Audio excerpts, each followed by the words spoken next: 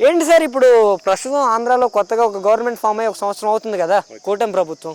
ఎలా ఉంది మరి వీళ్ళ పనితీరు గురించి? కాలిపోతా ఉంది. ఇట్లా వచ్చి కాలిపోతా ఉంది. చంద్రబాబు నాయుడు వచ్చినాడు కాలిపోతా ఉంది. ఏం చేసేది? ఏం కాలిపోతుంది నాకు అర్థం కాలేదు. కాలిపోతుంది మీకేమీ అర్థం రాలేదా? నీళ్లు లేకుండా వాన లేకుండా అవస్థ పడుతున్నారు జనాలు. అవస్థ పడుతున్నారు. చాలా ఇబ్బందిగా ఉంది. జగన్ వచ్చేటప్పుడు బాగుంది ప్రభుత్వం.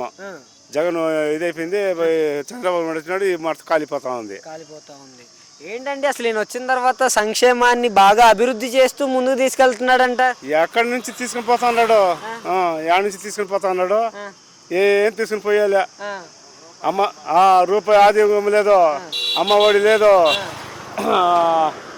ఇది ఏంది పదే రైతు భరోసా లేదు, ఏమీ లేదు. ఈయన వచ్చినాక జగన్ వచ్చినాక అందరికి వేస్తున్నాడు. బాగున్నాము. కనీసం ఉచిత బస్సు అయినా వస్తుందా? ఏం వచ్చలేదు. ఉచిత బస్సు లేదు, లేదు.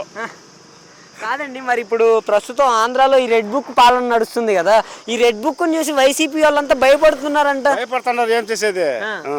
అంటే ప్యాంట్లు తడుపుకుంటున్నారంట నారా లోకేష్. అంతే, ప్యాంట్లు తడుపుకుంటున్నారంట. ఏం నీళ్ళు వచ్చా పాస్ పోసుకుంటున్నారంట రెడ్ బుక్ చూస్తే.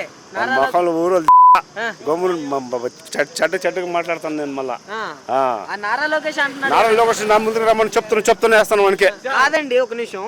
చాలు. కాదు అలా కాదు. ఇప్పుడు చాలా వరకు కూడా మీరు ఒకటి అబ్జర్వ్ చేస్తే బాగా జగన్మోహన్ రెడ్డి గారు 5 సంవత్సరాలు పరిపాలించారు. గత 5 సంవత్సరాల పరిపాలనకి చంద్రబాబు నాయుడు గారు గురించి కూడా జగన్ వచ్చినాక బాగుంది దేశము. సంవత్సరం కూడా కాలేదు చంద్రబాబు నాయుడు వచ్చే. నీళ్లు లేదు, ఏం సౌకర్యం లేదు, ఏం చేయలేదు. నా కొడుకు వచ్చి గమ్మునుండు.